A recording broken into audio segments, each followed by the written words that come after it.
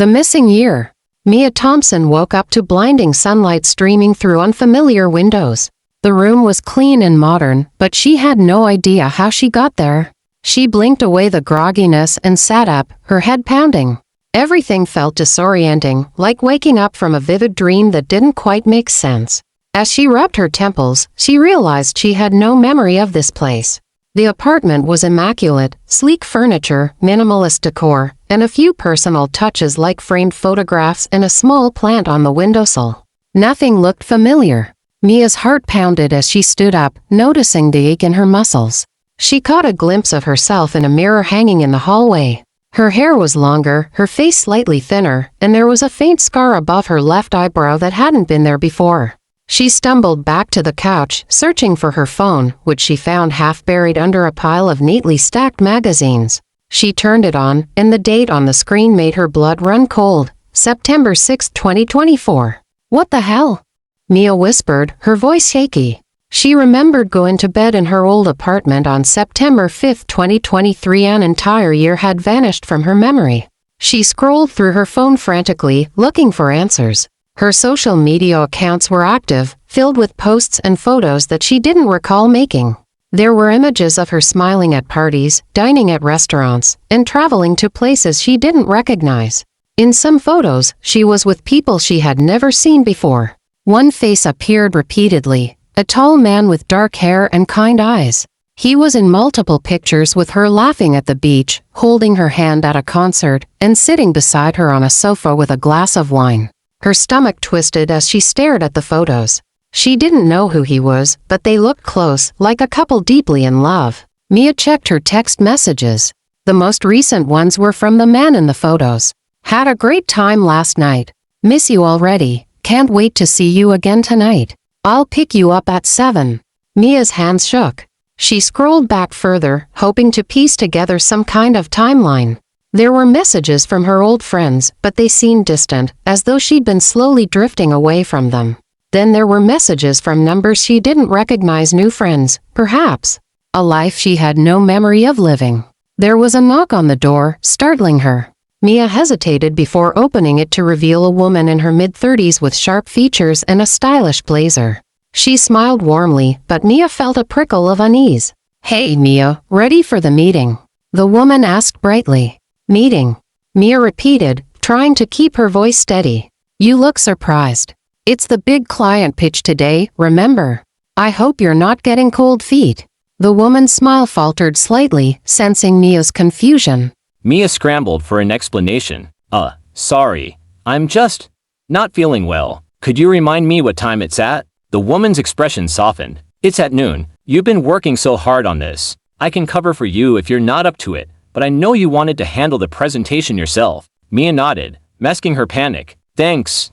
I'll let you know." As the woman left, Mia closed the door and leaned against it, her heart racing. She had no idea who that woman was or what the meeting was about. She sprinted to her laptop on the dining table and opened it. The desktop was neatly organized with files labeled with client names she didn't recognize, spreadsheets, and detailed reports. One folder, labeled Personal, caught her eye. Inside, Mia found dozens of video diaries. Each one was labeled by date, starting from the day after her last memory in September 2023. She clicked on the first video, her pulse quickening. The screen filled with an image of herself, but not the Mia she remembered. Her hair was tied back, her eyes were tired, and there was a worried look on her face. "September 6, 2023, the recorded Mia said, her voice shaky. "If you're watching this, it means you still don't remember. I've been trying to keep track, but it's happening again. Blackouts.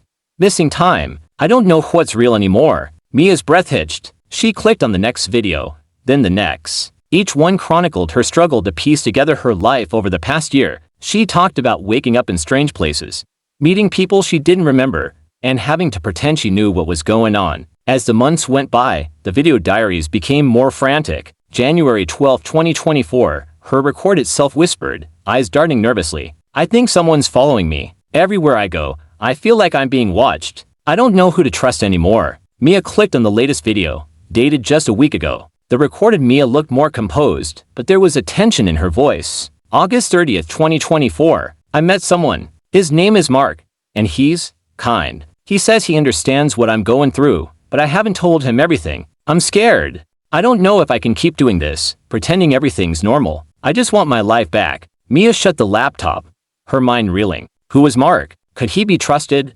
Or was he part of whatever was happening to her? She grabbed her keys and left the apartment, needing to get some air. The city felt foreign, every street unfamiliar, as if she were living someone else's life. Mia walked aimlessly until she found herself outside a sleek office building. The name on the sign out front read *** Thompson and Wright Consulting ***. Her last name. She stepped inside, feeling drawn by some instinct. The receptionist greeted her with a warm smile. "Good morning, Miss Thompson. Mr. Wright is expecting you." "Mr. Wright?" Mia asked, struggling to keep her voice calm. "Yes. He said to meet him in the boardroom. Are you okay? You look a bit pale." Mia nodded absently and followed the directions to the boardroom, her steps heavy with dread. Inside, a man sat at the head of the table. Mark, the man from the photos. He looked up, his face lighting up when he saw her. "Mia, I wasn't sure you'd come," he said, standing up and crossing the room to embrace her. Mia stiffened, every instinct screaming at her to pull away. "Mark, what's going on?" I don't remember anything. Not this place. Not you. Nothing." Mark's expression shifted from warmth to concern. He guided her to a chair, pulling one up next to her. "I was afraid of this. You've been struggling with memory issues since we met. We've talked about this, but you always seem to forget." Mia's eyes filled with tears of frustration. "What happened to me? Why can't I remember?" Mark hesitated, then reached into his briefcase and pulled out a small device, a sleek black gadget that looked like a high-tech recorder. "I didn't want to show you this until you were ready, but I think it's time." He pressed a button, and Mia's own voice filled the room, sounding distant and distorted. "Experiment log, subject 47, memory retention trial 3. The procedure is scheduled for another week. Symptoms, confusion, dissociation, but signs of progress. Hoping this is the breakthrough we need." Mia stared at the device, horror dawning on her. "What is this? Why am I talking like that?"